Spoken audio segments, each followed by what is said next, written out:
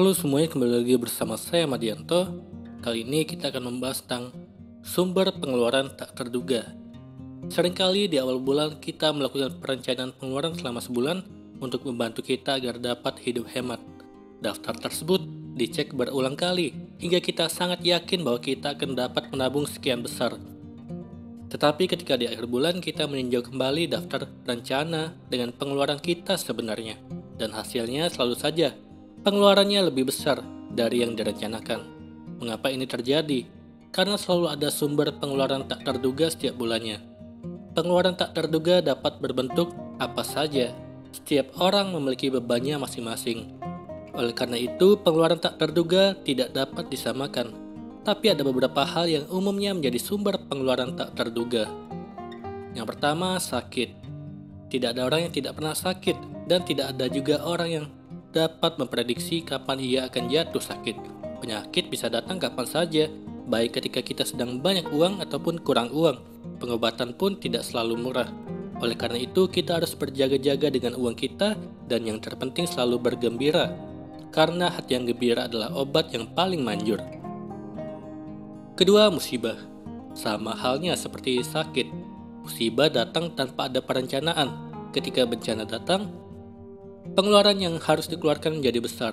Masalah akan semakin runyam ketika kamu tidak memiliki uang untuk menyelesaikannya.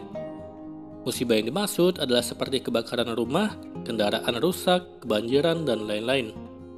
Ketiga, barang diskon. Potongan harga sungguh sangat menggoda. Apalagi kalau barang itu sudah lama kita incar. Saat itulah kita harus mengambil keputusan yang berat, yaitu untuk tetap menahan diri karena itu bukan kebutuhan, atau beli saja karena kesempatan tidak datang dua kali.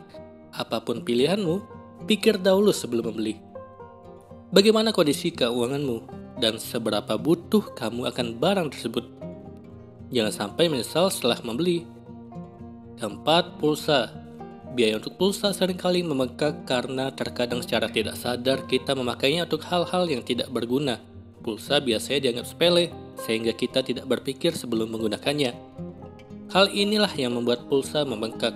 Pakailah pulsa untuk hal-hal yang perlu, misalnya untuk menelepon orang tua, membicarakan hal-hal penting, dan jika tidak penting gunakan cara komunikasi yang lebih murah, bahkan gratis. Kelima, traktiran. Pengeluaran untuk hal ini biasanya terjadi di bulan ulang tahun. Ketika momen bahagia itu datang, biasanya kita ingin merayakannya bersama keluarga dan teman-teman terdekat. Tentunya untuk melakukan perayaan harus ada uang yang dibayarkan. Tapi ingat, traktiran itu tidak harus mahal.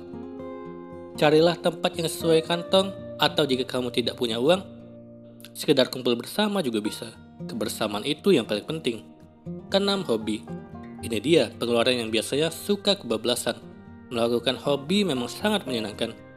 Saking menyenangkannya, hal ini bisa membuat kita lupa tentang bagaimana kondisi kantong kita.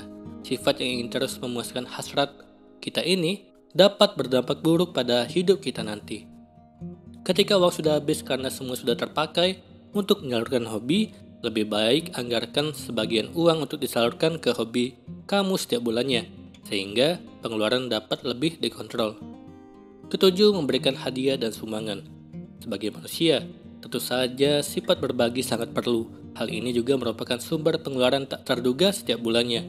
Ketika diundang ke pesta pernikahan, memberikan hadiah merupakan hal yang sangat lazim. Memang kita harus memberikan hadiah, tetapi itu harus yang sesuai dengan kemampuan. Jangan berkaca pada orang yang lebih tinggi status sosialnya dan kamu dengan alasan gengsi, karena hal itu hanya membuat uangmu habis.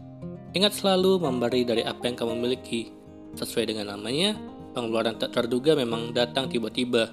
Ketika hal itu datang dan kamu tidak memiliki uang, maka hidupmu akan menjadi sulit. Ada beberapa cara yang dilakukan untuk mengatasi masalah ini. Yang pertama, miliki dana darurat. Sisihkan sebagian dari uangmu untuk dana darurat atau dana siap siaga. Dana ini berguna untuk menjaga kita dari kehabisan uang ketika hal-hal tadi terjadi.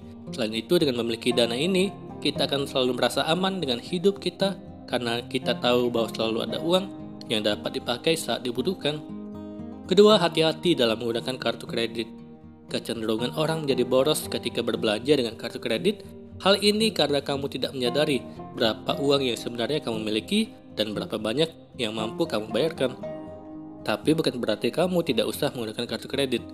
Penggunaannya akan menguntungkan kalau bijak digunakan. Jadi kuncinya adalah bersikap bijak dalam memakai kartu kredit. Ketiga, mendaftar ke asuransi.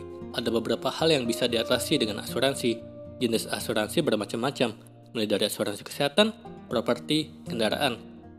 Dengan kamu mendaftarkan diri ke asuransi, hal-hal seperti sakit dan musibah dapat teratasi lebih baik. Kamu dapat merasa lebih aman karena ada asuransi. Selain itu, dengan kamu mengikuti asuransi, kamu memiliki investasi untuk masa depan.